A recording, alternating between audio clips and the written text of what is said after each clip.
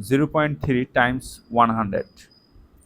0.3 times, sorry, not 100, this is 1000. 0.3 times 1000. Okay, so 10, 100,000, these are called power of 10. These are called power of 10. To multiply a decimal by power of 10, just count the number of 0. 1 0, 2 0, 3 0. So decimal point will move from left to right 3 digit equal to 30. So 1 plus 2 plus 3 plus here. So 0 3 0 0 decimal.